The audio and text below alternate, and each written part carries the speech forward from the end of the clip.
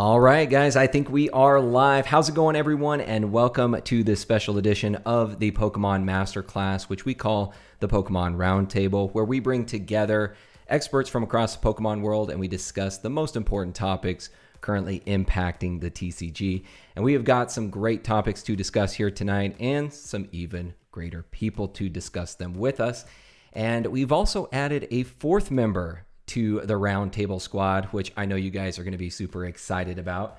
So without further ado, please allow me to welcome Z from ZandGEmporium, Jake from Pokenomics, and PokemonRadar. What is going on, guys? What's up? Hey, crazy, guys. crazy busy, man. I think we all are at this point. That is the consensus that I get from pretty much everyone in the Pokemon community, whether it's Pokemon or something else. We're all very busy. Maybe it's just that time of year. But again, guys, thank you so much for being here, and especially for you, Radar. Welcome to the Roundtable. Appreciate you. Thanks for having me, man. I'm excited to be a part of this. This is great. A bunch of very, very smart individuals, and then myself. So it's gonna be great. No, I wouldn't downplay that, man. No, and speaking of that, Radar, not only did he join us for the first time here tonight, but he really came in hot because, in fact, Radar, why don't I just turn it to you real quick and just explain to everybody where you're at and what you're doing right now. It's pretty crazy. Yeah, absolutely. I'm in LA right now with a company, Whatnot. I'm working with them full time now, and we consigned a entire Wizards of the Coast set collection from first edition base set all the way through Skyridge, and graded one of every single card, all the reverse hollows, all the energies, all the commons, uncommons, Charizards, box toppers, all of it. And because we're doing literally a month-long auction on the Whatnot app, all the way from May 2nd through May 29th in reverse chronological order of every set, every card. And we laid it all out in our office here. And it was like the most surreal thing to see. Like, it was like a $500,000 floor, basically. It looked like we epoxied it because the slabs just like shimmered in the light. We had some people come out, Super Duper Danny, Mystic Seven, Jim the Pokemon's here, Alex Ketchum, just shooting content, grabbing all the cool stuff. Because have you guys ever seen every single WotC card graded, just laid out on the floor? No.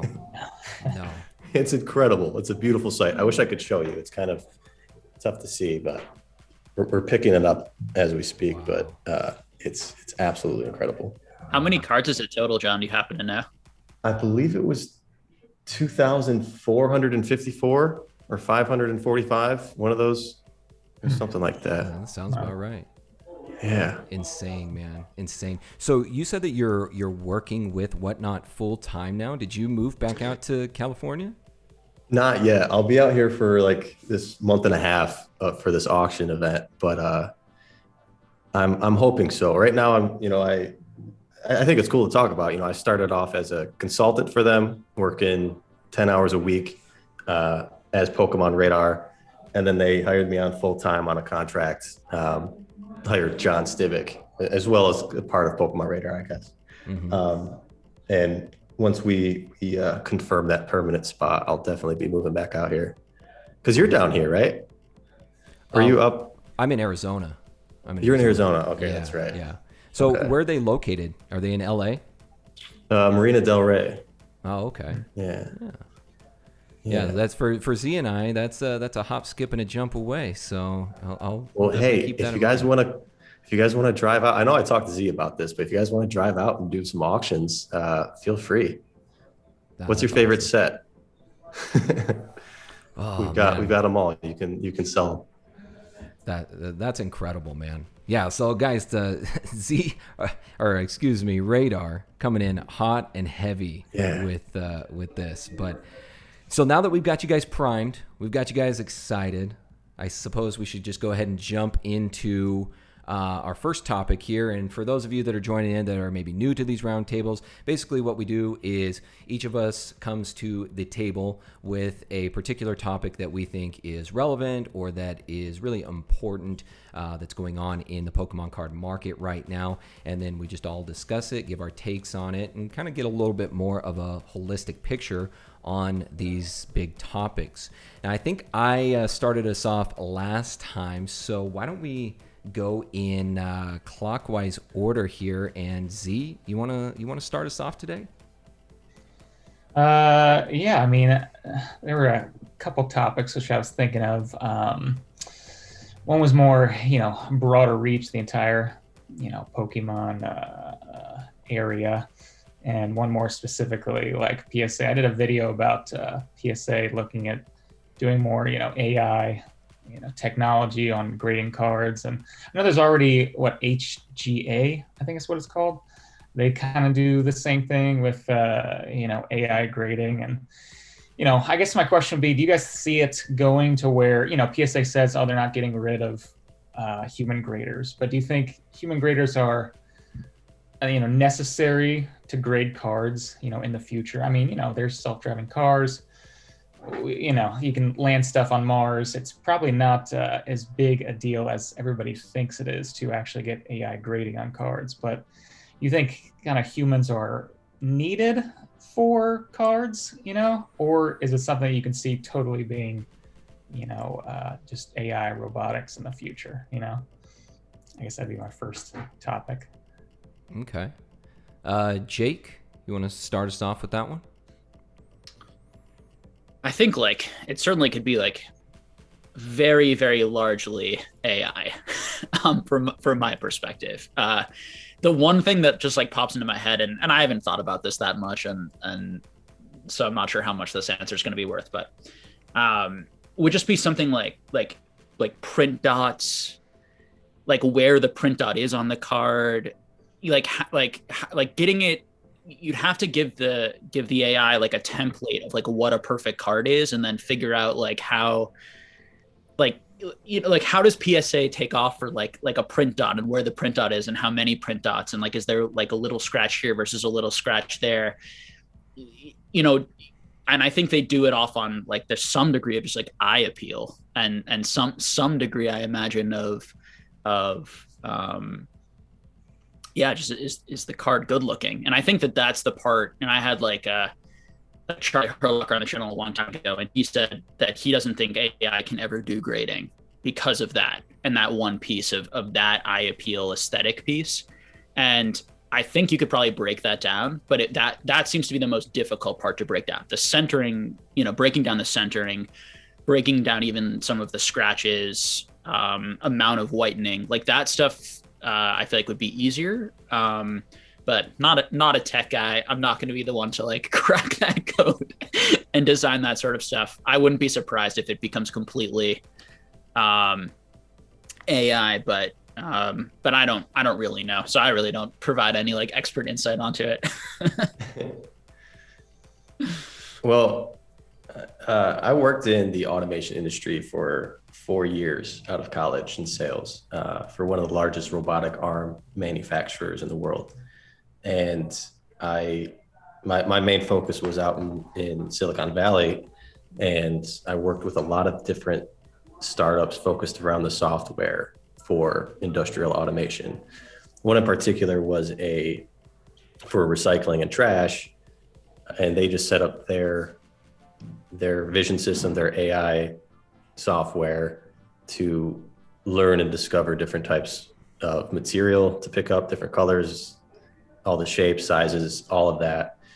And it was just a matter of running it through their camera and logging tons and tons of photos to recognize and understand what was what. So the technology is out there. And from a vision standpoint of capturing whatever is a perfect card, understanding what those parameters are for what you downgrade things for, it's very doable. I mean, I was reaching out to PSA and Beckett, trying to sell them automation solutions because I just wanted to get it in there when I was working back at that old job. Because I know there's robots there doing something. They're either doing some sort of labeling or sorting or packing.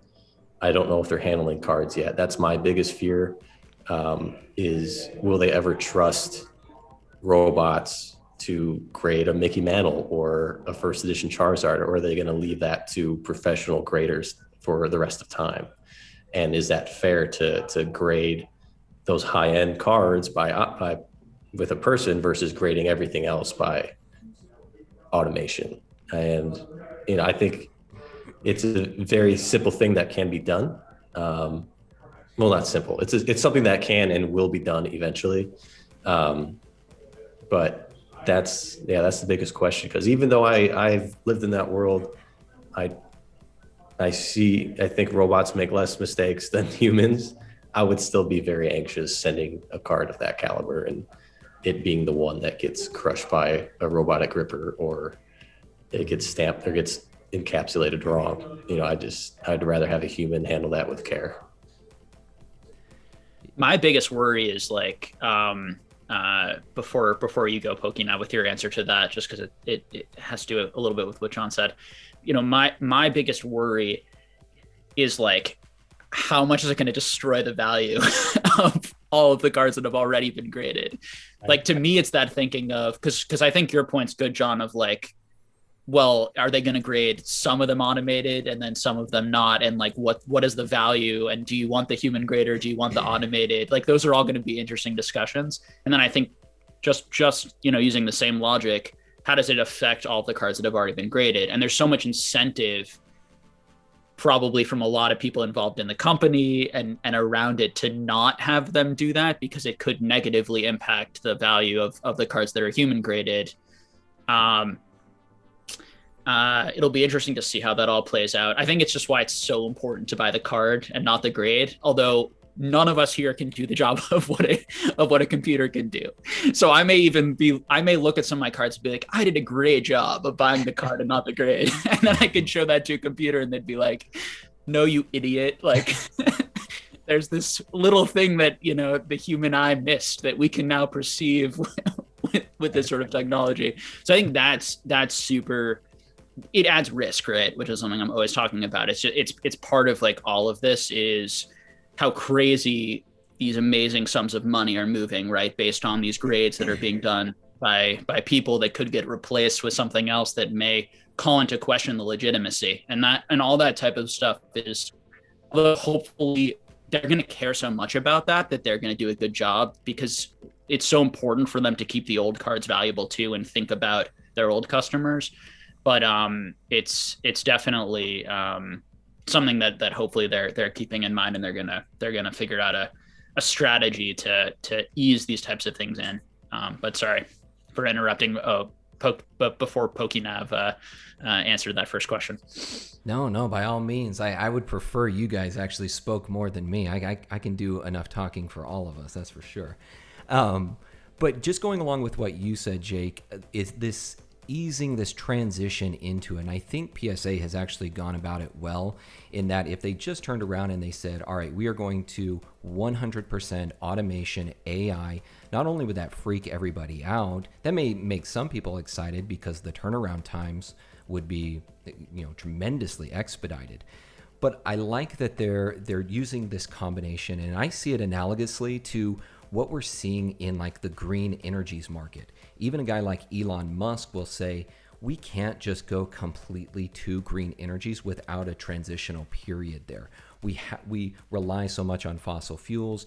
There's a lot of our economy that is surrounded around that, and the technology has to get better before we can make that full leap to completely green energies, solar, wind, all of these different things, nuclear. And I sort of see that in the same manner when I'm looking at cards, in that right now you can utilize AI to get those things that AI is good at. That computer-based algorithms are good at. Things like centering, things like surface. But when you start getting down to, as you said, with the eye appeal, there is a subjective nature there that I don't know if AI is necessarily capable of that at this point. Like AI, as long as you have something that can precede the algorithm that it's looking for, and maybe you've got thousands of those that it can pull information from, then it's excellent. It's way better than any human. But when you start to take in that subjective aspect to it, do we have that? Do you have to actually have a sentient being in order to be able to come up with that kind of figure? And that's where I think right now, using the combination of the two, you can take care of a lot of it through automation. And then when you start looking at the eye appeal, when you start getting into some of those really high tier cards, and if the algorithm comes back and you've got maybe a first edition base set Charizard, and it says, well, looks like this is a PSA 9, that's where you can bring in the graders, like the top tier graders, and then have them take a look at it and see if that fits among their opinions, their professional opinions as well.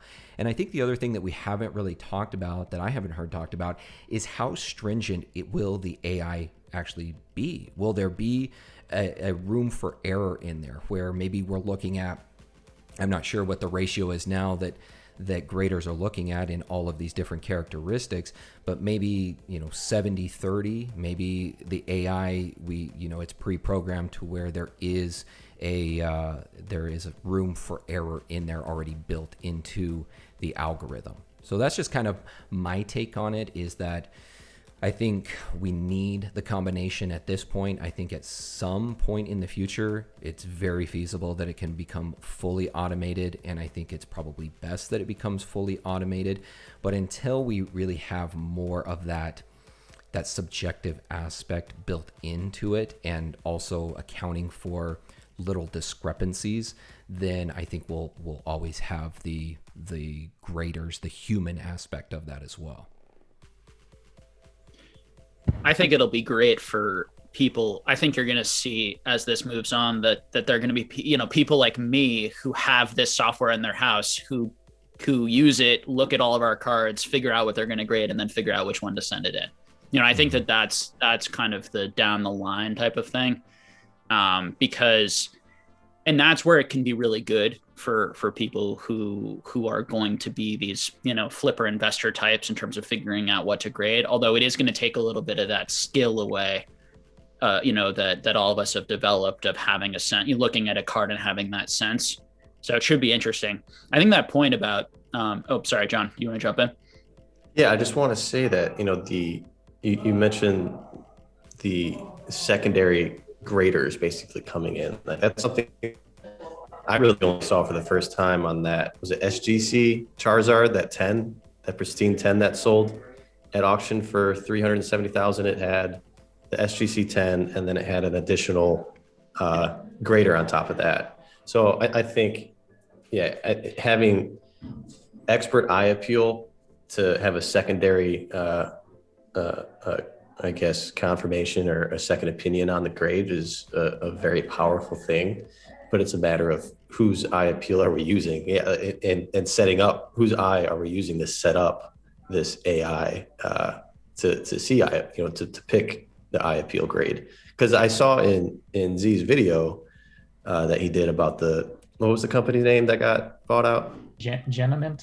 Yeah, ZandGEmporium. They had an eye appeal grade, right, in their demo. They did. To me, I think they're just talking to somebody that knows the community and knows that eye appeal is a buzzword.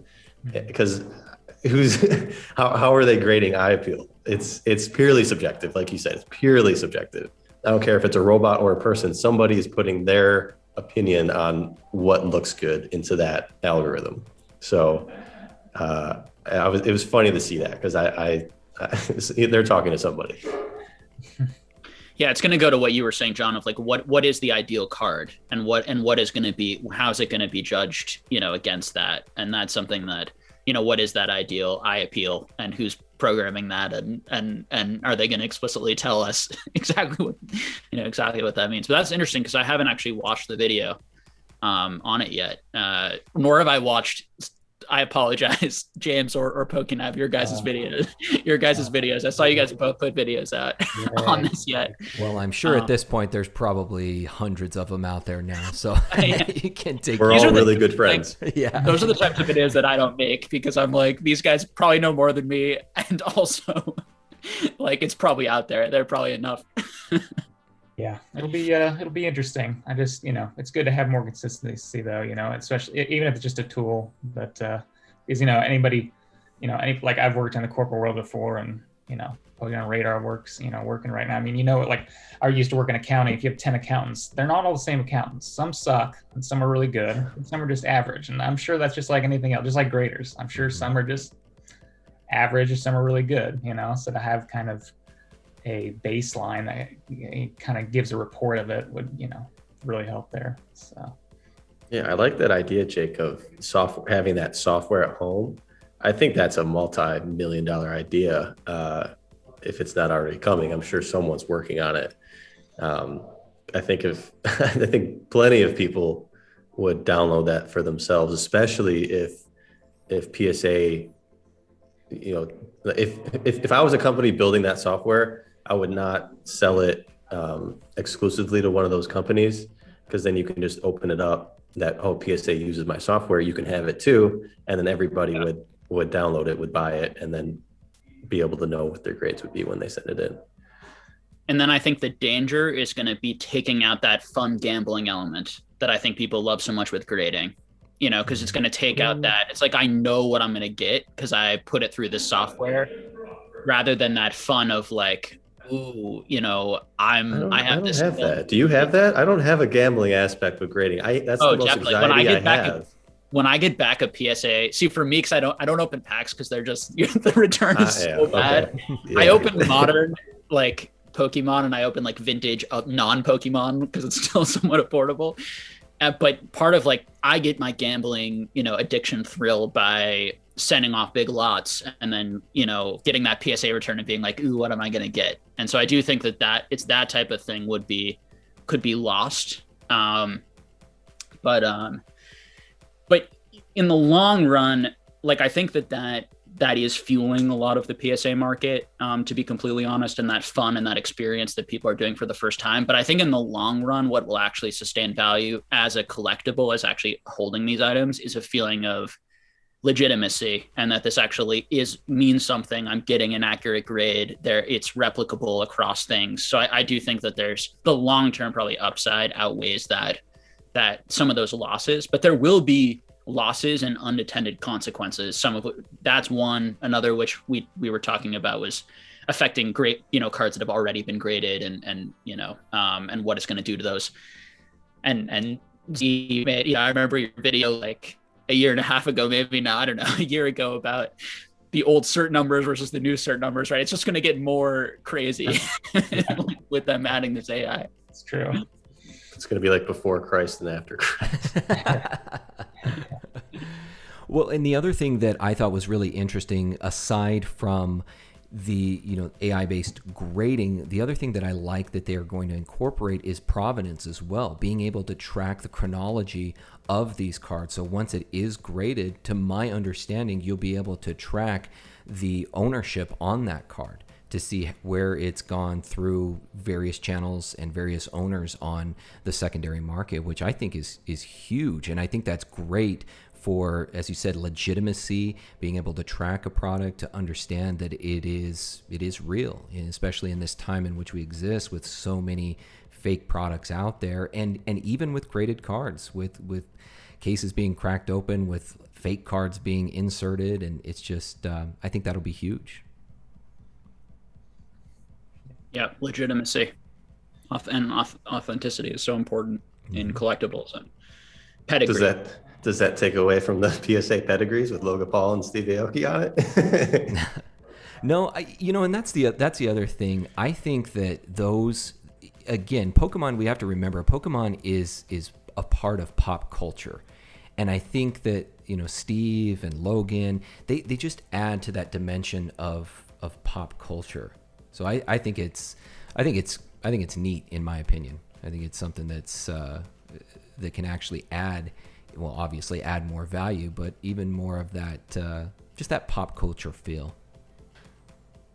It'll be interesting if, and maybe I'm have missed the boat on this, but have any of those come up for market? Any of like the pedigree cards? I haven't seen any. I haven't looked. That'll be interesting to see. I haven't searched. That'll be interesting. I don't think I'll ever search after right now. I'm gonna look. Yeah, I think that Logan Paul box break was one of his worst. Like, he hasn't had a worse video in years. I just checked recently, because I remember I didn't even watch most of it. I thought it was, really kind of seemed like there was 250,000 viewers, I think.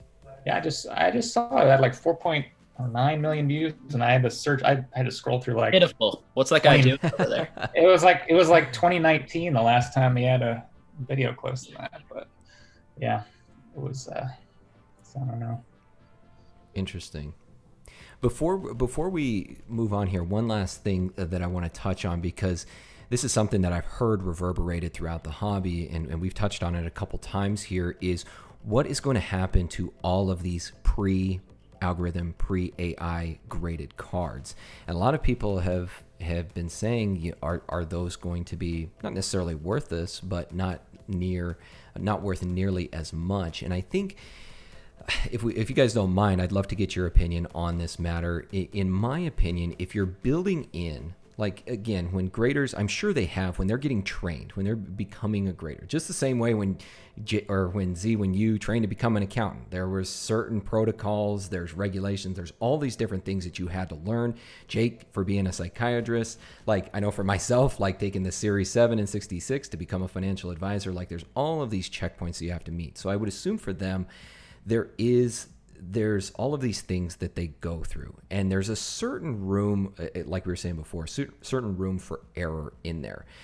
And if we can build that into the AI, do you really think at that point that the AI graded cards would then be, that they would be somehow unsatisfactory, or they wouldn't achieve the same amount or ratio of grades, 9s, 10s, 8s, and so on, that we're seeing now? I can't imagine them intentionally building in mistakes with the idea that and maybe I'm not thinking out of the box enough. It's an interesting idea. It just seems very the opposite of what the intention of it is, which is to not make mistakes and to get it right every time, which is the point of grading, not to have some variance. But maybe I'm not, I don't know what both of you guys think. I think it's interesting as a way to not devalue the other cards that have some errors. I would have a hard time to sell that to me as a shareholder in the company, or as someone on the board if I were working for the company. Me with my marketing degree and not having to take any tests to get the job that I need, because I took the easy route. I think the cards, it'll just piss a lot of people off, especially those that have a large position in these older cards, which is a lot of people now. And there'll just be a lot of pushback at this. So I don't think there is a good way to handle it. I think you just have to go about it and do it and allow it to take over at some point, because for someone like me, I highly value consistency within the grading, because I've seen some ugly 10s, ugly 9s, ugly 8s that don't deserve that. And it's amazing to me that they still get the values that they do. Just like the Master Scroll that we've seen sell multiple times. What can you do? Do you offer a flat rate for everybody that graded cards in the past to send their cards in, get switched over to the new grading scale, pay them out if it gets, I'm not sending my 10s, I can tell you that one. Yeah. Who's gonna do that? So I don't know. That's a really just tough. That's something we'll never figure out until it happens. Mm-hmm. I think one benefit, at least for a lot of these vintage cards, is that so many of them have already been graded that it's not like we're talking about probably a lot of new AI 10s versus old 10s. So it might actually be that these AI 10s have like an extra premium. Yeah. Would be interesting because there are very few of them, yeah. right? So it's like, if we take something from like E-Series, like, I'm watching some cards from E-Series that not a single 10 has been added in a year. But let's say like 1 or 2 10s get added of that card. Maybe those 2 get some sort of bigger premium, but the others still retain a decent amount of value because you're not going to get those only 2 cards in the world. I think it becomes more of an issue when a large percentage of the card is AI versus these things, and where it becomes easier to get the AI to the point where it's not that difficult to get the AI. Why am I going to pay up for the non-AI? Like those types of things. But we're going to also have to see how good the AI is and how well it's received and how quickly that they put that in and how many of these cards are even left to grade, by the time it goes full AI, enough that it significantly matters. But be interesting. Sure. Yeah. I agree with John. You just kind of have to put it in there and see what happens. I mean, there's going to be, no matter what, any change you make, there's going to be some people angry on, either side, people who have either large positions or people who are just starting to get graded. It's no matter what you do, it's going to cause some kind of ripple there. So if it's going to help consistency, it's going to help turnaround times and whatnot. I mean, they, just throw it in there and see what happens. And so. Yeah, I think it's the best way to go about it for everybody. I guess a small comparison we can make here is, how do you feel about PSA adding the brand, the new graded pack thing? What are they called? Slabs. What's happened to those packs? Has there been a premium on the new packs? Have they stayed the same? I wouldn't touch an old graded pack that's destroyed and folded. I think the ones that have the flaps are getting more, I think, at least I've heard. So it makes sense. I mean, maybe that's a small sample size of what could be. Mm-hmm. Yeah. No, that's a good point. Really cool. All right, Jake, what do you have for us today, my friend? I thought it'd be interesting just to hear a little bit about, do you guys think that now is a good time to buy? Do you think now is a good time to sell? What are you guys doing? What are your sort of, what's your sort of short-term strategy right now with how you're running your collections and or businesses? And do you think certain parts of the market are better to buy or sell? Just to give people a little bit of insight and perspective onto where you think we are currently. I think that might be a better question for you, Jake, versus me, because I'm, more of the flipping aspect. So I don't care if a card's worth 100,000 or a card's worth 100. It's just about basically, arbitrage between, what you can find out there in deals versus what the actual market price is. It doesn't really matter what the actual market price is. You just kind of find that delta between the two. But I can that's say from really valuable insight for people on the mindset of if you're going purely for that flipping. So it's part of why I wanted to hear that perspective from you about, do you care? Yeah. I mean, that's it's good and bad, because it's good because you can really be in the market no matter what happens, which is great. But at the same time, you really have to be on top of prices, because you might be buying stuff where, it might have like end of October, November, people were trying to reach out about collection to sell. It's like, okay, well, I'm selling it under market value, but it's like, well, yeah, but that's 10 times what market value was 6 months ago. So it's like more of a, should I be buying that because it might go down? And then I send it to PSA and it takes a year to take in. So, there's more, there are some more nuances with flipping versus just, oh, it's worth 100 and I'm buying it for 70, that kind of thing.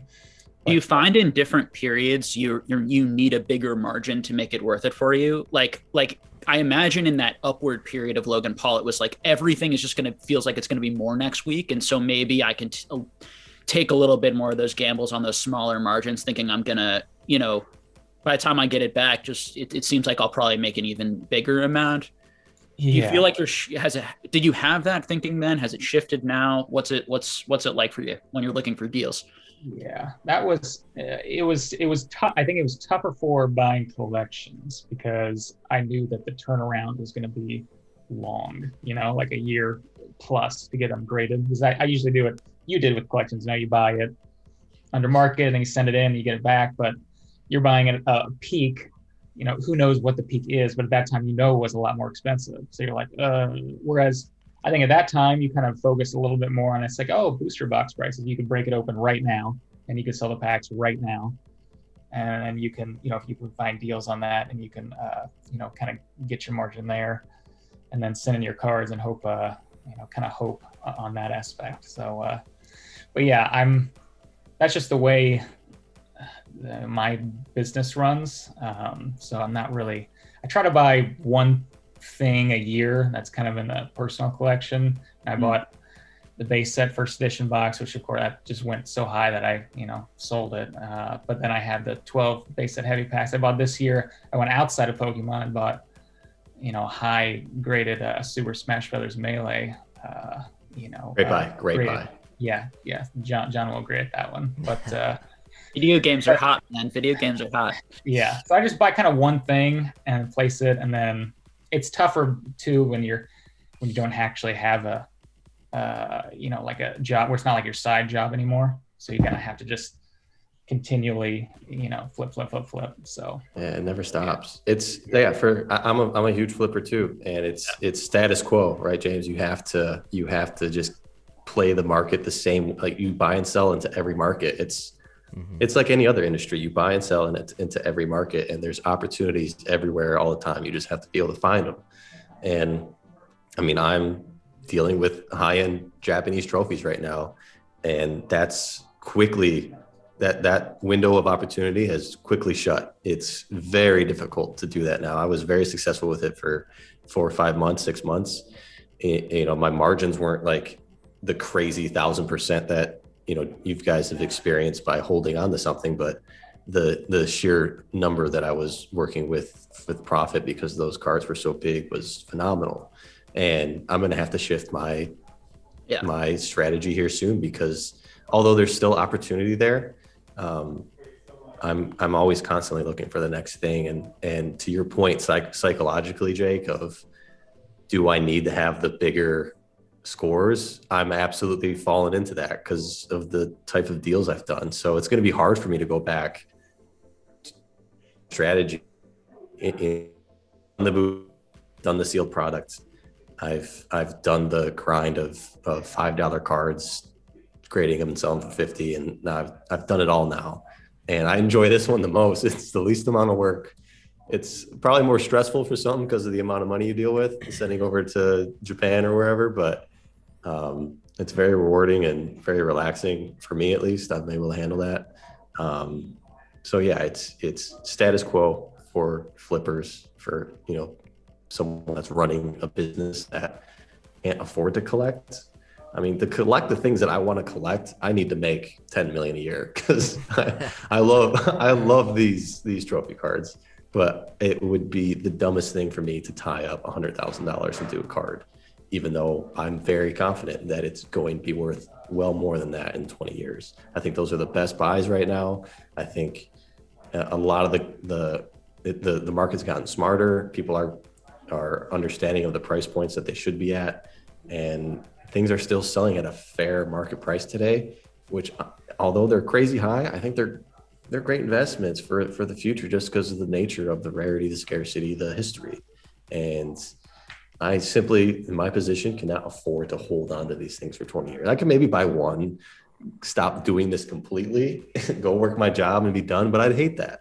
I love flip. I love it. I love the business of buying and selling cards and making money off of Pokemon that I love. I love Pokemon. I think we all do, right? And it's something that I would hope I can get to that point where I can collect this type of stuff and hold on to it, but it's just a tough go.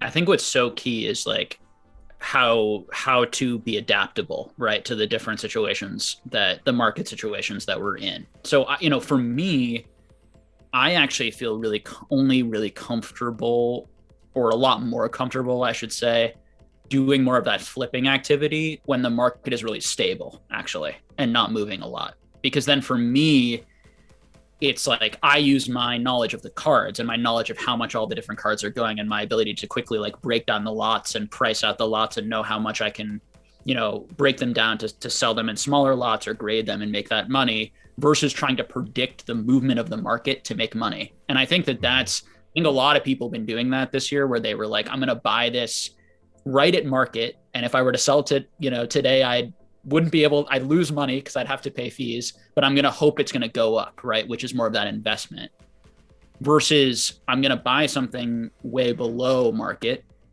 or well below market, particularly if I sell it or break it down the right way. And then I'm just going to sell it as quickly as I possibly can and get that automatic profit. And I think that to me is the best environment for flippers.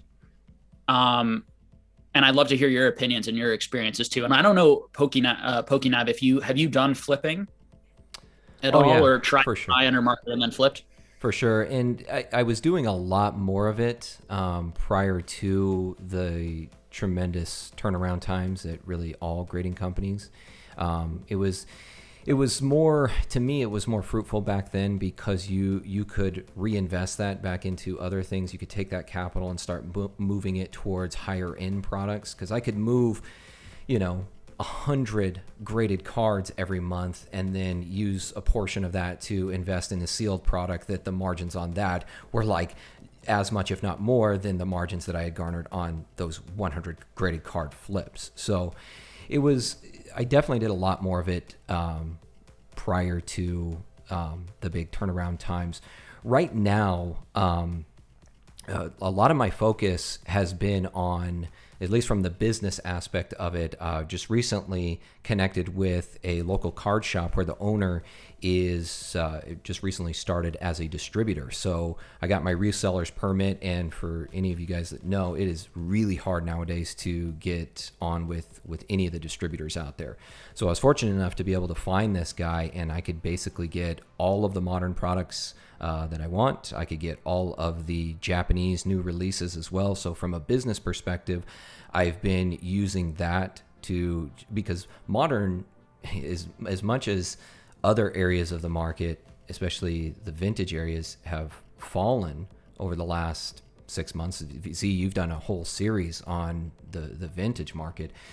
Modern is still doing quite well, and even selling at MSRP or even below MSRP, the margins on a lot of these products are still quite good. So focused on moving more of the modern products, and it's more absorbable by a larger amount of people. More people can afford a $139 booster box than a $10,000 vintage booster box. So moving more of those. I think from a value investing perspective, I think one of the areas that is really, or that has a lot of potential right now, are CGC graded cards. And especially now that we know that PSA is moving more into that, CGC has been using more of an AI-based system. And we were talking before of how difficult will it be to see a PSA 10 out on the open market when this goes into full effect. Well, we're really seeing that with CGC. It is very, very difficult to try to find CGC 10s out there.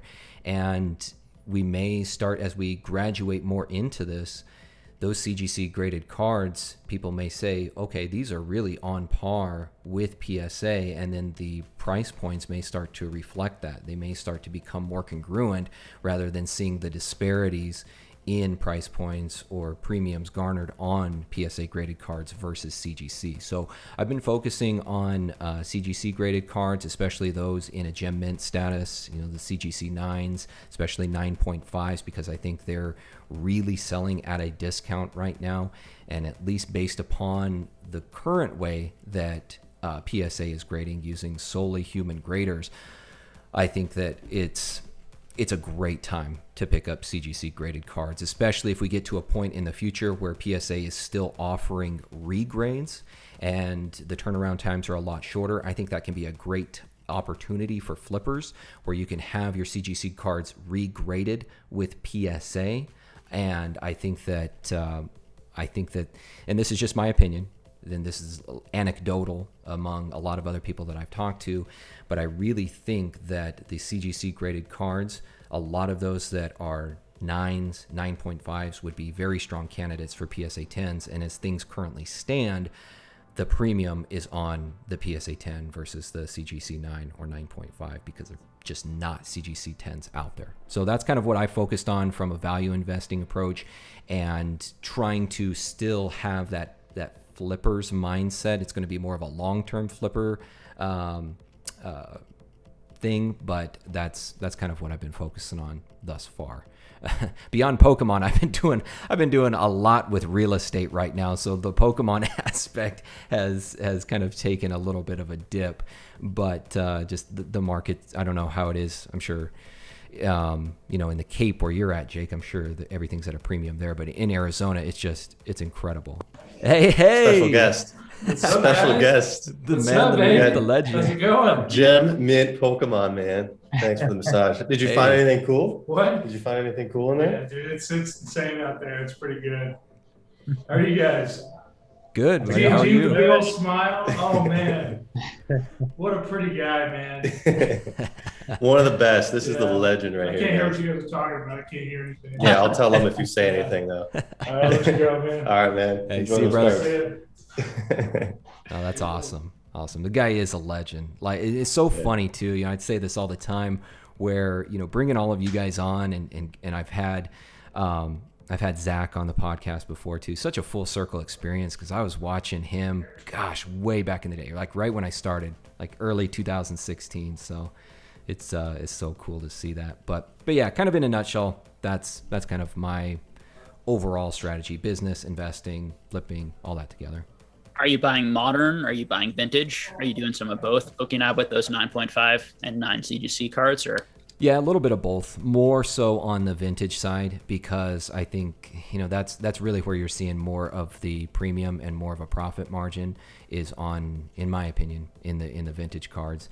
But even a lot of the modern stuff, and not super modern, a lot of it going back to like XY era, some black and white era, moving back into Diamond and Pearl. That's another one. Diamond and Pearl, I think, has a lot of potential as well with the remakes of the games, the Brilliant Diamond and Shiny Pearl, whatever they are, coming out later this year, and then the other remake coming out early next year. I think that'll see a resurgence as well. Yeah, I think 9.5s, CGC, BGS, if they have really high subgrades, they're huge money. Sports card collectors destroy that market. That's a huge market in sports cards collectors, as they just crack those open, send them to PSA. Obviously, people do that in Pokemon. There are a number of people who do it. There are a number of high-end cards that are well known to have, like, even trophy cards that are well known to have been cracked a few times to try and get those 10s. I think what you have to be really careful for those watching out, for those out there, is it's about the margins though, because to regrade it, you might be spending quite a bit of money now. So if you're doing that on a modern card, you're taking a risk to get the PSA 10, and then it's also costing you that money to regrade it. So I think that you really want to have a wide margin there to make it worth it, and you might have to send it in a couple of times before it gets to 10, which can be annoying too.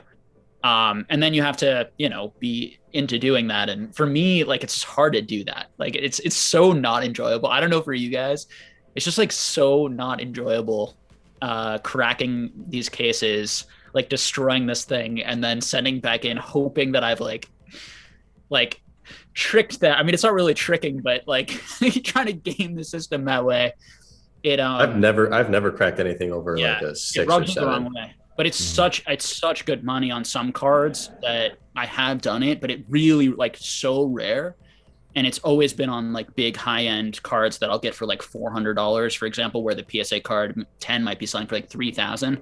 And I think I can make that cross and then, make that $2,000, 5x my money, because it's it's something like a Neo, Genesis 9.5, where the discrepancy between the 10s and the 9s is so great that if you hit the 10, you get like a 10x your money. It's like those types of cards is what I look at it for. But just for people to keep in mind, although I do think to PokéNav's point, another scenario is that the CGC 9.5s become as valuable as PSA 10s or near the same value as old PSA 10s. So then you don't even need to crack it. And I think if you can buy, and I think that's part of your point, PokéNav, which I agree with. And I've been thinking about this too, maybe buying some cards that just look really great. And they're going for so much less right now than those PSA 10s that it's sort of like, maybe it's worth it. It's worth it at that CGC 9.5 rate to pick up that card at that 50%, thinking that in the future, it's probably going to close that gap. But definitely speculative, hard to know. Mm-hmm. Yeah, I don't think it'll ever be even. I mean, it's just simple psychology probably of the 10 versus the 9.5. One looks better than the other from a number standpoint. And I know a lot of us say buy the card, not the grade. But yeah, just from a psychological standpoint, it just seems like I don't see it ever being even. I mean, Beckett's been around for a long time, and Beckett 9.5 is not even close to. Even the strong ones. Yeah, they just don't. I think the influencers could have a big power over that. I think that the influencer has always been like PSA 10, PSA, and PSA 10, PSA 10, PSA 10. So I think that people could be persuaded by lots of influencers having this type of discussion over time. Now, maybe not to be equal, right? But for the gap to close, which is all you really need when you're thinking about it. So, and that's the type of thing I think about is, are people being irrational? And then that's what value investing is the market being irrational. And then do I think they're going to correct to a more rational view of what these cards really are, what they really represent? So if I think people have an irrational positive feeling about PSA 10s versus these, I'll buy these. If I think it's the other way around, I would buy and so that's the mindset of value investing always is what is the market getting wrong? And I love what you said earlier about the hobby as a whole becoming more knowledgeable, which I totally concur with that. And I think that's one of the reasons, among other things, that we're starting to see some of the prices dip, because people are starting to understand all of those factors that really make a card inherently valuable. And we're starting to see a lot of other areas. You start looking into the Neo era, that those sets continue to do well. You start looking at non-TCG related cards, Topps, Cardus, Bandai, like all of those still doing very well. And I think it lends to the credence of people understanding the vastness of the hobby and becoming more well-educated and well-versed in all that's really out there. Yeah, I think the Neos in part are holding because of the rarity. And I think we're going to see the same thing with have to be a little bit more careful with Topps and Topsoon and Cardass because they didn't have nearly the same amount of market, and a lot more people are sending those cards in. I see quite a few Topps booster box breaks going on. I see that product a lot more out there. It's at a lot lower price than some of these other boxes, but it's definitely, I think PokéNav's right on with the point of like, it's also an awareness issue, which I completely agree with, that people felt most comfortable with base jungle fossil, and now they're becoming aware of even Neo, E-Series, and some of these like non-TCG stuff too. But I do think that other piece is the pop reports are so low on Topsoon Cardass and these top cards because people weren't grading them because there was just no market. Or and the pops are so low on Neo, especially Neo Unlimited. And that's not due to a small market. Right. That's just how many there are. Yeah. I just did the Neo Revelation, little 6-month look back, and there were 18 PSA 10 Neo Revelation that were added in the past 6 months. 1-8. Wow. And I think the Blissey is still a pop 0, the unlimited. Oh, the unlimited ones. Yeah. I really missed out on so my worst Pokemon call. This is was how much I underestimated unlimited Neo cards. And to give top 10 Pokemon a shout out, you were right for buying that that unlimited PSA 10 lot, and I was completely wrong. I feel like my two things I've really gotten wrong were that and modern booster boxes, and just underestimating the amount of growth in the hobby, in the short term at least. But I think that that's going to correct itself. I still really believe that, but I think that I'm going to forever be wrong on the those unlimited ones because there's just so little of it. It's amazing how difficult it is to grade. And that was my own inexperience of not being in the hobby 10 years, only being in the hobby 3 years. imagining in my head that it was just a grading issue. It was a that people weren't grading them enough. That there were a lot of these sitting in people's collections, and more were going to come out because the first edition had all the value. And I think that that's going to end up being a wrong assumption. I think it's going to be that there just isn't a lot out there. I know that some unlimited have sold for more than first edition because of how hard they are to get in tens. You got crazy people like Zach who will pay anything to complete the set. If you get that bliss, you let me know. I'll middleman the deal. Exactly. Like James, like how many of the unlimited boxes have you seen from Neo versus the first edition over the years? Like what do you think? It's like maybe evenish, or do you feel like it's more unlimited, less unlimited? For Neo Genesis, it seems like I see fewer unlimited. Neo Rev and Neo Destiny, it seems like I see more unlimited than that. Which shows in some of those shining cards. That's actually, there do seem to be a lot of those unlimited shining cards. Yeah, it's just Neo. You know, if someone reaches out to like consign or sell booster boxes, it's always Fossil, Rocket, and then everything else underneath, and then way underneath are the Neos and the E series. You know, it's like just a different league being out there. So, yeah. And plus, they're so expensive. They're so expensive now. Like, you've got to be like just a real big gambler to just open those. You know, so that also kind of holds them up. We opened Neo Gen first yesterday with Blake Martinez and Cassius Marsh on the Whatnot app. Pulled the Lugia in the first pack. Wow. Nice. But like that's another thing I was talking about with Zach actually. They cleaned up, but I've never seen a Neo Genesis box that was good. Like I've seen like a Lugia here, and then it's just all Azumarill and and Skarmories. I've never seen a box that's just like both for alligators, both Typhlosions, both Meganiums, Lugia. It's weird. It's very weird. I guess I also haven't seen too many get open, but I've never seen a good solid Neo Gen box. That Neo Gen box. It's just a lottery box. That's all it is. You know, it's just it used to be like the cheapest of the Neo boxes. Now it's like, I would say it's probably second, right behind Neo Destiny. Yeah, it's cheaper than Discov. It's bigger than Revelation now. Yeah, it's bigger than Rev and Discovery. Yeah, more expensive, I would say. I thought Neo Discovery was always the cheapest. Discovery.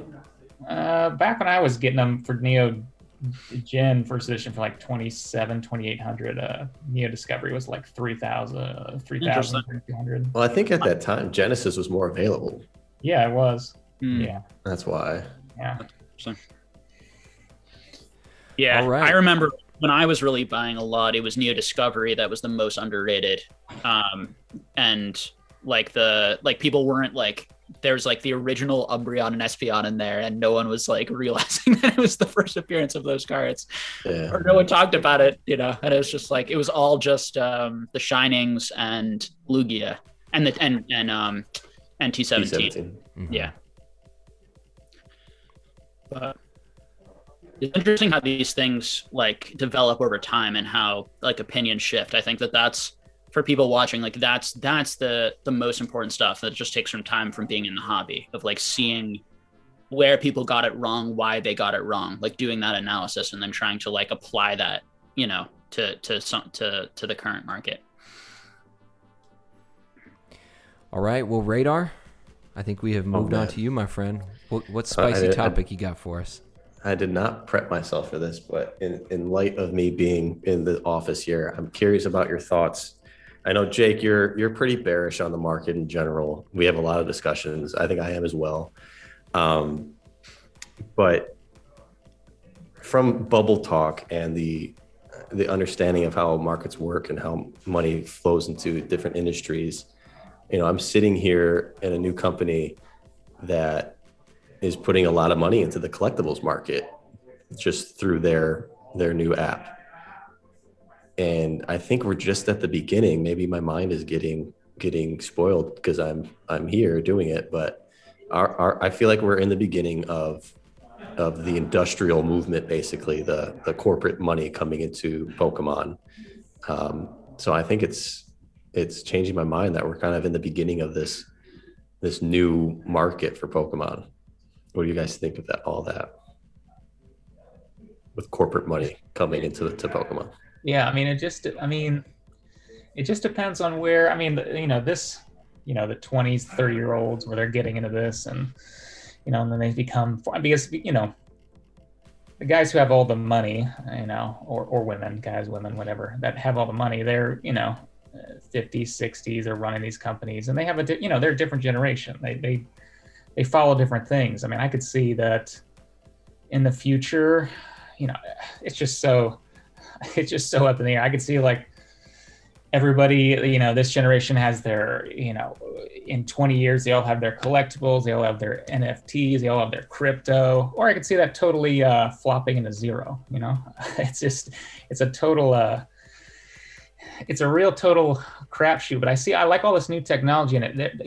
There's going to come a time, if it keeps going like this, like after a while, all these people who, you've been ingrained for it so long, it becomes a market in and of itself, and it becomes established, right? It's like, the stock market has 100-year plus of, a market. So people invest in that. Gold and commodities and whatever have a huge amount of history.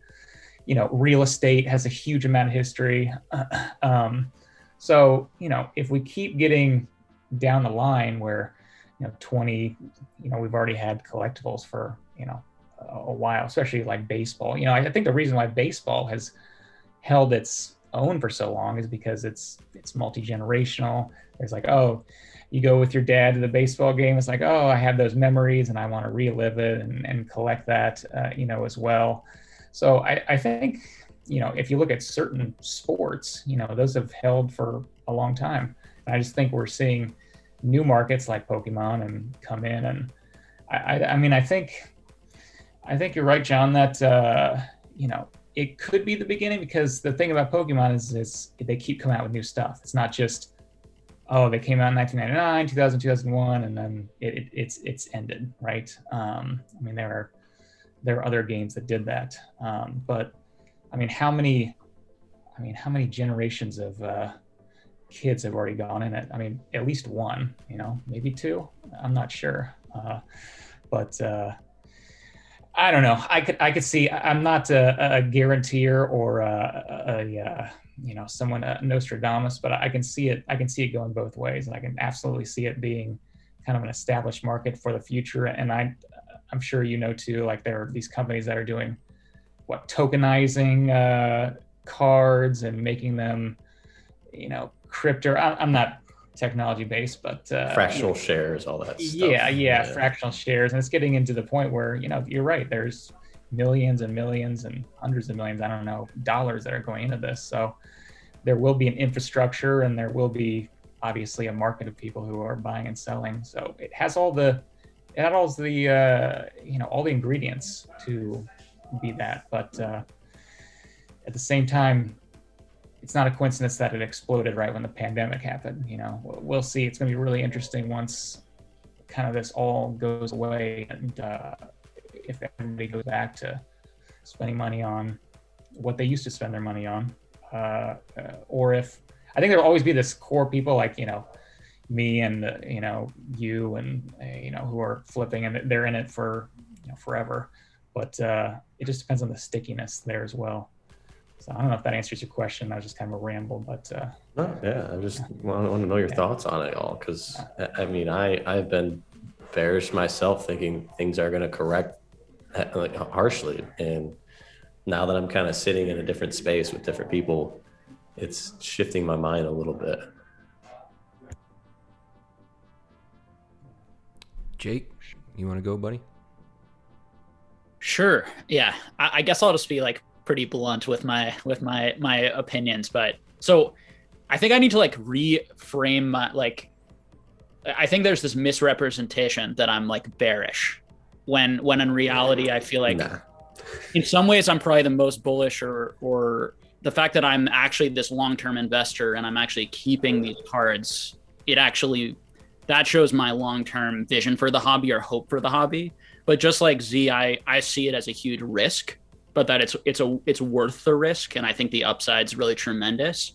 And also I've taken certain money out and also kept the cards and put it in things that I think are going to do the best over time. But I think that vintage has already seen a very big correction on a lot of cards. I think there are certain cards that are going to see more of a correction.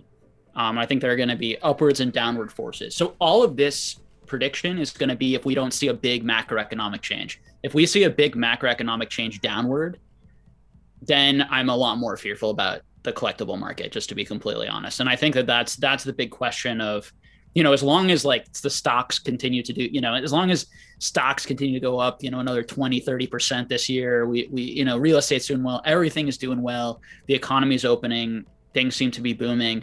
I would be very bullish on collectibles in general. I think that this is just the beginning of adults collecting these types of trading cards and being interested in this sort of thing. And as I said, like very early on in my channel, Pokemon being socially acceptable for more adults to collect, to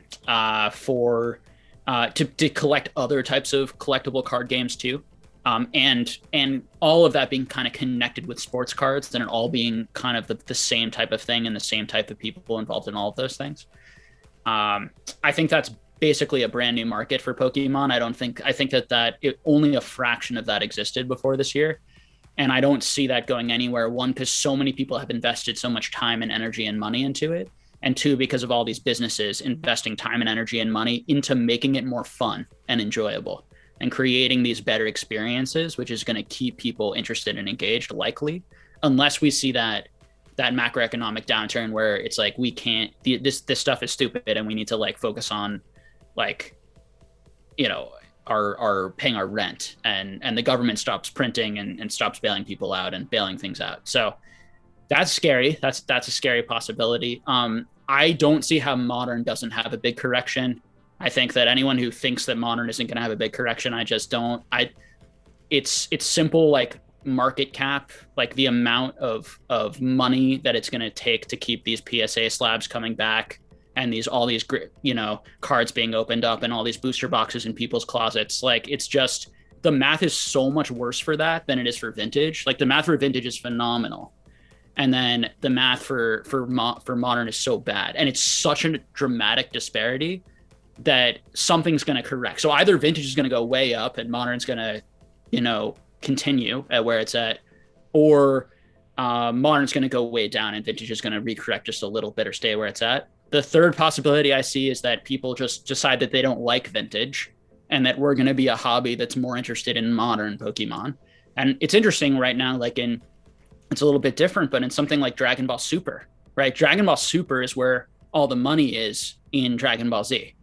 I mean, we've seen movements in scorecards, we've seen movements in Artbox, we've seen movements in Bandai, but it shows you that hobbies don't need to, the vintage stuff doesn't need to be the most desirable and the most expensive, even if we do look at things like comic books and Magic the Gathering and sports cards where we saw those patterns. Is it possible that people are just going to like the shinier cardboard and stick with that, and the demand is going to be so much higher for that it'll offset all those numbers?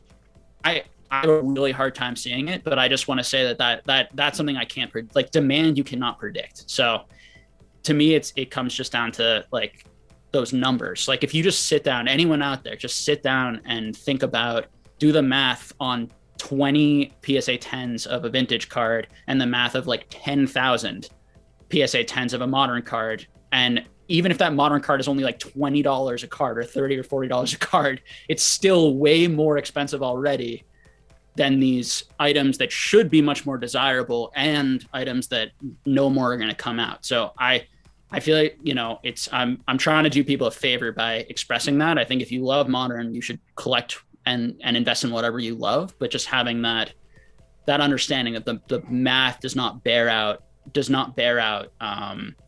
that's going to be good. Now, in the long run, could it be? Possibly it could recover, but so that's why I guess that's my bearishness of sorts. But I also think that I'm extremely bullish on I think a lot of people would call me way too bullish who are not in the Pokemon bubble. in my life on holding this much. So I think that that's also really important to say, is that I think in the community, and part of what I found really alarming was when people responded negatively to my channel and then I was very bearish. It was like, to me, that was was a sign in itself that like the Pokemon community is way too, in this echo chamber and not listening to like the broader public. But it'll be interesting to see where all it goes. And certainly, like Z, there's no way to predict anything with certainty because of that demand piece, but the numbers, guys, the numbers are objective, and the numbers tell a story about what's going to happen with vintage versus modern. And that story is going to get more extreme as those cards come back from PSA, but they're already at a point for a lot of cards that story is already being told. And we're seeing it reflect in some modern prices beginning to fall. And, I think vintage has already corrected quite a bit, and I would expect, most of the correction being outside of some of those rarer cards and rare sets that haven't corrected much. And I think that it could find a stabling point there. Might fall more. I don't know, but that's my overall view. That's a good point, and people should hear, is that the numbers, doing great at Gem. There's so many modern cards that are still at PSA, so many modern cards. And, like I was doing the website and doing the pop numbers, if you're looking to reduce risk, the demand is you're never going to know the demand. You're just never going to know it. But at least with vintage, at least most of the sets, the first editions, at least you have supply kind of figured out. That's sort of the piece. Now, like I was saying, Neo Revelation, 18 PSA 10s added in the past 6 months. There are like 740 PSA 10s total in Neo Revelation, 700 ever in 20 years. So you kind of have that side figured out. So that is a very kind of comforting thing to know that if you're dealing with the economics of the whole Pokemon market, at least with those vintage rare ones, you have that supply side, at least, not totally, there might be someone with a binder of 200 first edition Blissies out there, but probably not at this point. If they probably would have sent it in at this point, but that is there are a lot of modern cards that are going to be coming through, a whole lot of them. So yeah. And if the card collection hasn't been sent in, it's probably, because I do know there are some big secretive humongous collections out there of raw cards. They're probably not going to be sent in, and these people also, if they sent them in, wouldn't sell. That's the type of people we're talking about. Just these not flipper types and not people who needed the money. So that it's also thinking about where's the stickiness, right? Where the diamond hand's going to be. Are the diamond hands going to be on the card that there are only 18 in the world, or are the diamond hands going to be on that card that has 18,000 copies or 25,000 copies? And what type of person is going to be attracted to that 18 card in the world versus that 20,000, 25,000? So yeah. No, I think you guys have brought up, all three of you, excellent points in regards to this. And Radar, that's a great question. I've said before, I do think that we are on the like a great precipice of this hobby. I think it is something that will, as long as Pokemon exists, and even 10, 20 years after Pokemon, may dissolve as a company, this is it is becoming an intergenerational hobby, much in the same manner that we have seen in the past with sports cards. We started, all four of us started in Gen 1. We are starting to pass that on to our kids. Other generations that grew up started with later generations are now starting to get to the point as well where they're having more disposable income that they can allocate towards these things. So I think that in and of itself lends to the long-term viability of the hobby.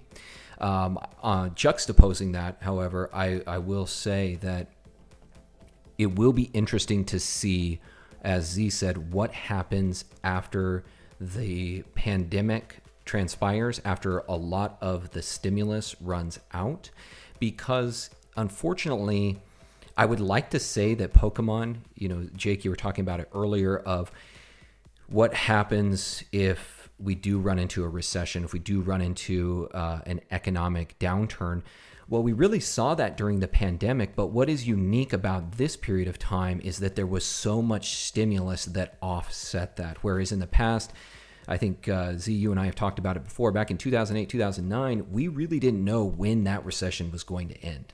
We really had no idea. So people were planning and allocating their funds much differently.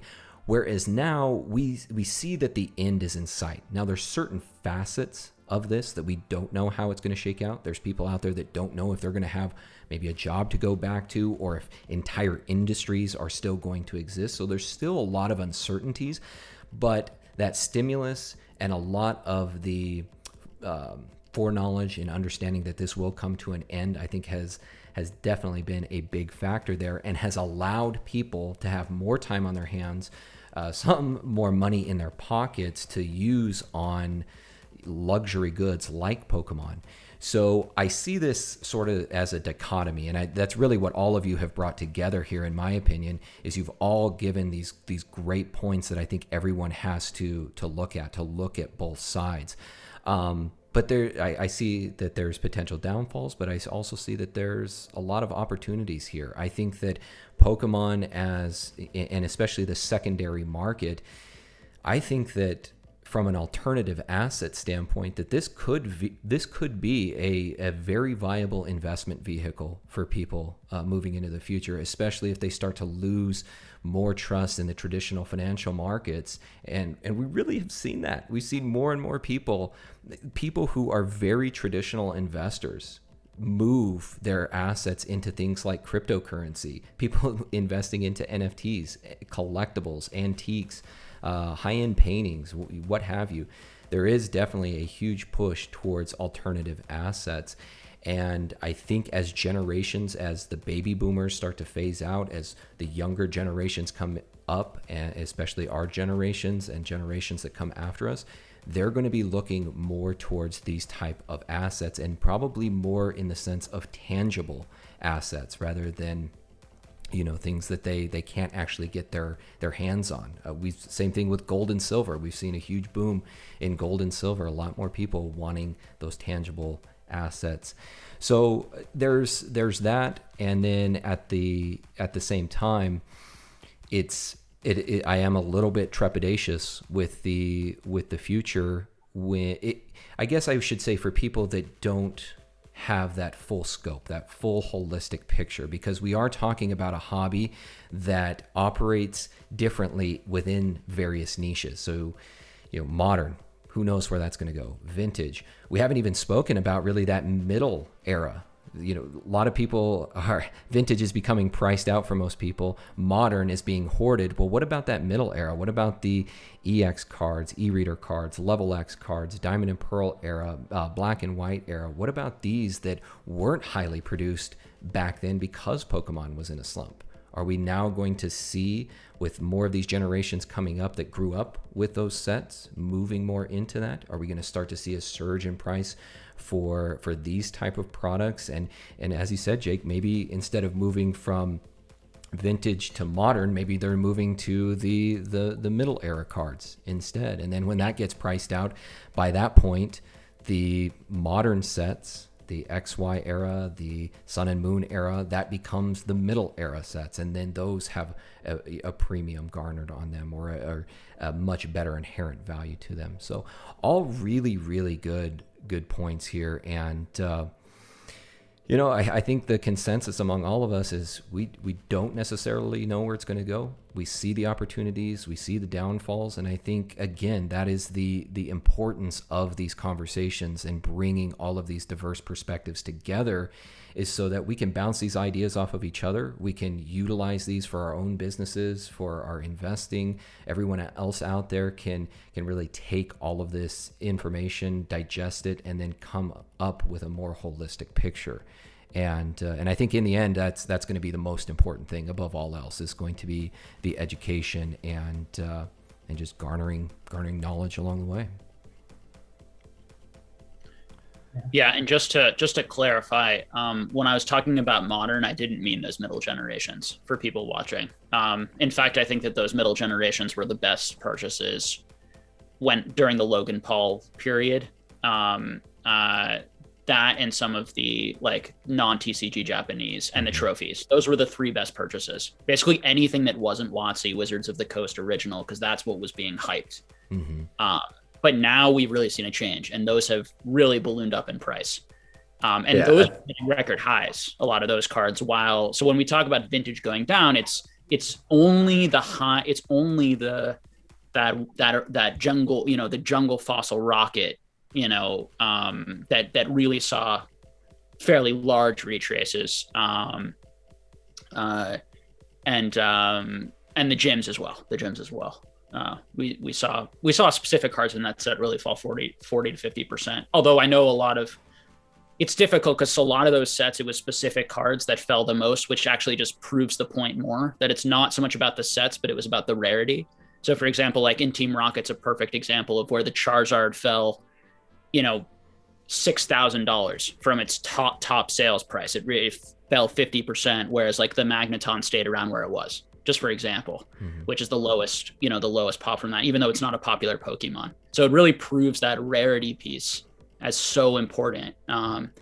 But yeah. And so those middle generations, and just as you said, PokéNav, completely agree. That those third, fourth generation, I'm having, for all those guys out there watching this, I'm having conversations every day with 20-year-olds talking to me about how that's what they want. They're most interested in that. Reaching out to me trying to buy, because they know I have a lot of those cards, to give you guys that insider knowledge. That's where a lot of the heat is, while I'm getting much less asks on the original WotC right now. But everything will kind of have its cycles. Yeah. The other one that hasn't been spoken about a lot is foreign cards outside of just Japanese. German, Portuguese, Spanish, all of these different sets. I think that there's definitely potentials there. And Z, am I correct in saying that PSA is now grading the German cards as well? Yeah, them all. Italian, German, Portuguese. Yeah, everything. Outside of, I used to just do base, but now they just grade them all. Wow. Yeah. So yeah, I think, and I assume that CGC will probably move more into that realm. They seem to kind of take whatever is working for like Beckett and PSA, and then they eventually adopt it into their own structure. So I imagine it'll probably be, and they might be doing it already. I could be mistaken, but they might be grading the foreign cards as well outside of Japanese. But well, we have gone quite a while today, and I know I still need to bring my topic to the table. And I'm just going to keep this one super lighthearted here. We're going to get to the true Pokemon fan in all of you here. Now, today is April 22nd, and it is Earth Day. So I thought I would ask you guys, seeing as how it's Earth Day, what is your favorite grass Pokemon and why? Well, it definitely has to be. It's like a love and hate relationship with Bulbasaur, because I chose him because everybody was choosing Charizard. It's like, well, screw you. I'm gonna get the guy who's the weakest against him. I'm still gonna beat you. And then you get him, and then it's great. It's great. And then turns into Venusaur, and it just kind of sucks. He does the solar beam. He takes a full turn to bring in the sun, and then he shoots it, and that just sucks. It's like, well, why don't you just have a Hyper Beam or Fire Blast or whatever? So I'd say it's probably a love and hate, with good old Bulbasaur on that one for me. Okay, interesting. Jake? Oh no, they're like none of them. I like that. There's some great grass types out there. I mean, from Gen 1, I'm thinking specifically. I mean, I like Torterra. I think it's a cool design. But from like Gen 1, I'll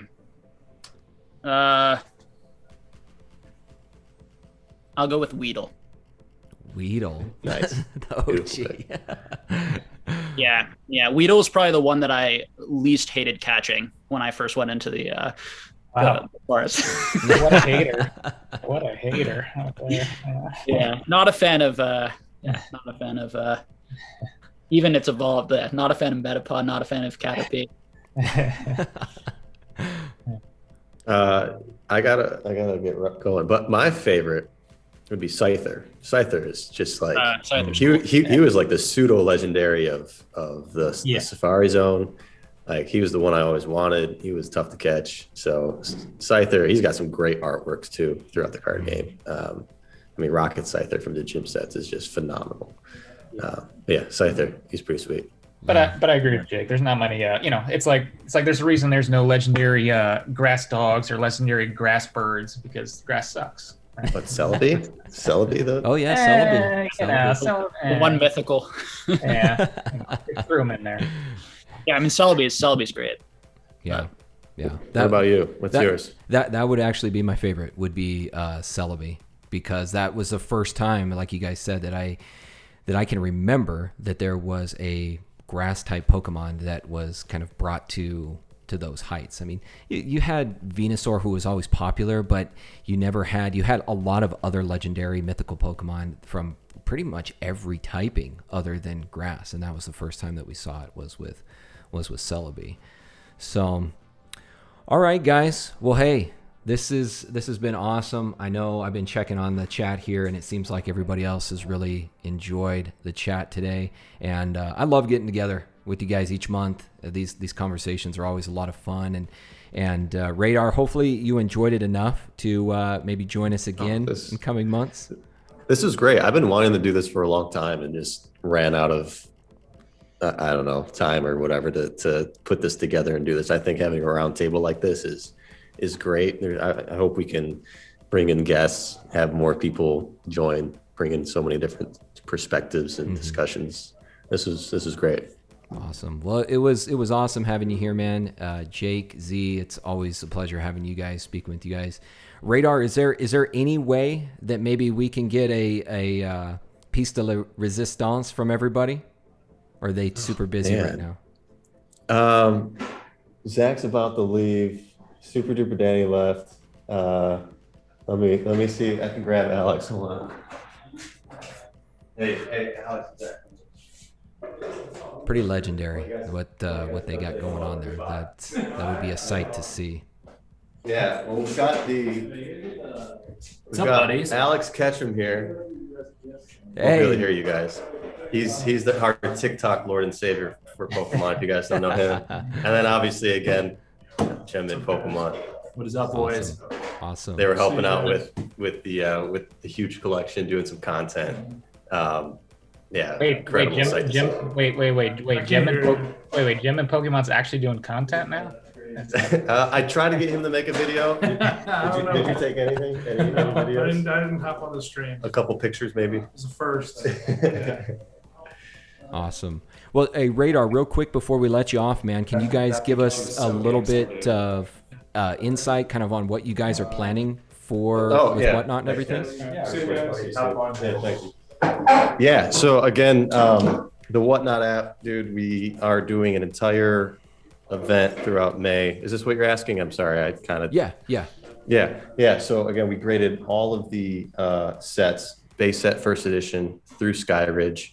Starting on May 2nd, we're going to start with Skyridge and auction off every single card. We graded them with PSA.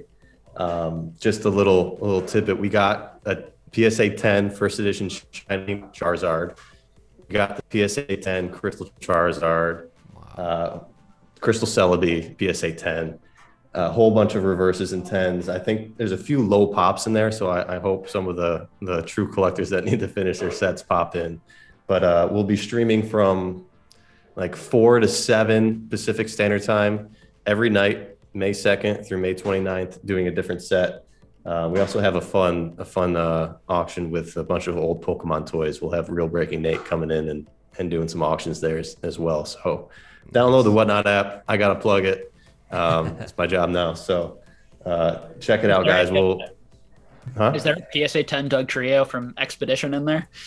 the non-hollow or no, the hollow? I don't know. Maybe I need to take a look at the list. We'll be posting. We're making a website this weekend, so we'll post you'll see that around Instagram, around Facebook. We'll have the whole list of the cards there, so you can check it out to see what you need, and we'll have the dates as well for what day they're being auctioned off. Awesome. That's so cool, man. I'm really looking forward to it. I'm sure everyone else is as well. Jake, Z, anything else that you guys want to leave us with? Anything that you guys got coming down the pipeline? No, I'm just gonna put out more videos through Gym Challenge, through Neo Destiny 6-month review, and other than that, just working on the eBay business since PSA's closed. So more content coming. I love those review videos. First, lastly though, Jake needs to keep doing those thumbnails with his mouth open and all the money, around him. So it's gonna get much crazier. That's the welcome to the club, brother. It's a slippery slope once you start. It's about to start happening in the videos. Let me put it Good. Awesome. Well, hey guys, again, thank you so much for being here. Truly appreciate it. And thank you everybody else for joining us here today. Make sure that you join us again next month. We will all four be back here again on this roundtable for the Pokemon Masterclass.